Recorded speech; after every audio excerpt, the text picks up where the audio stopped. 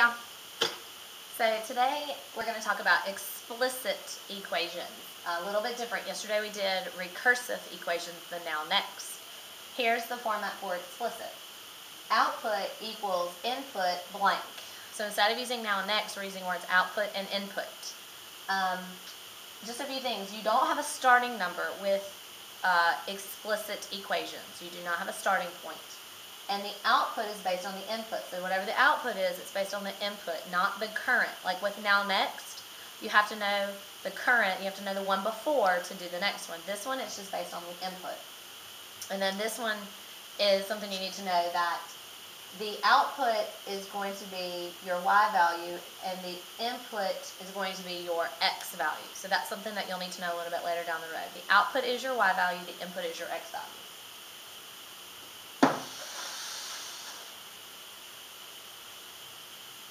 Alright, so examples. Write an explicit equation.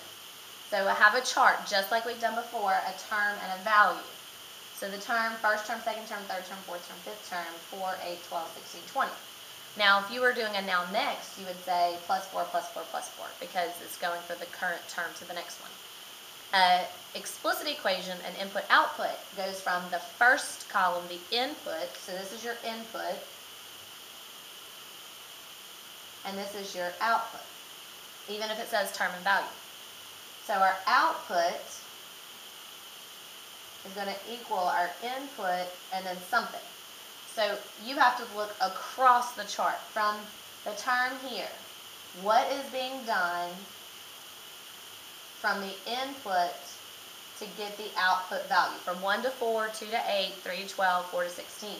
And I'm pretty sure you're going to see that the pattern is times 4. Times 4, times 4, times 4. If you go this way, it's plus 4. And if you go this way, it's times 4. So our explicit equation will be the output equals the input times 4. Not good. Times 4. Output equals input times 4. Another way you could write it would be output equals 4 times the input. 4 times the input. Alright, let's do another one. B, you have input and you have output. Now notice it's not 1, 2, 3, 4, 5. It's 2, 4, 6, 8, 10. A little different than a recursive equation where your terms go in sequence, 1, 2, 3, 4. So we have to look across from the input to the output. What am I doing to get that number? 2 to negative 4, 4 to negative 8, 6 to negative 12. And then we're going to write an equation. So if you can figure out that pattern, that is the hardest part. So to go here, you could think, okay, maybe we're subtracting. 2 minus 6 is negative 4. But 4 minus 6 is not negative 8, so it's not subtraction. This one's actually times negative 2.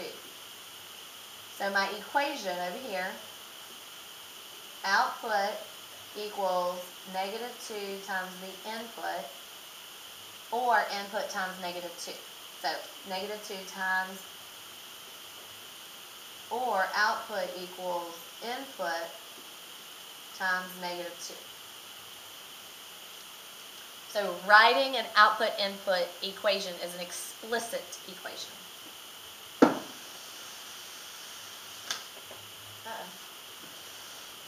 Alright, so here are some more examples. Use the rule to complete the chart. So example A, here is the equation. Output equals 3 times the input plus 2. So that means 3 times the x value plus 2. Because input, remember input is x, output is y. 3 times the x value. So all of our inputs we need to put in for here. So 3 times 1 is 3 plus 2 is 5. 3 times 2 is 6 plus 2 is 8. 3 times 3 is 9 plus 2 is 11. 3 times 4 is 12 plus 2 is 14. 3 times 5 is 15 plus 2 is 17.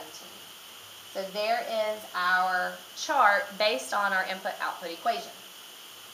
B, output equals input minus 7. Now these numbers do not go in order. 10, 5, 0, 7. So we have to look at the input to determine our output. So input minus 7. So 10 minus 7 is 3. 5 minus 7 is negative 2. 0 minus 7 is negative 7, and 7 minus 7 is 0. So I've used my equation to complete the chart. So I know this was really quick, but the explicit form of an explicit equation, the form is output equals input something. And then I'm also going to show you how to do some of this on the calculator. So we'll practice more in class.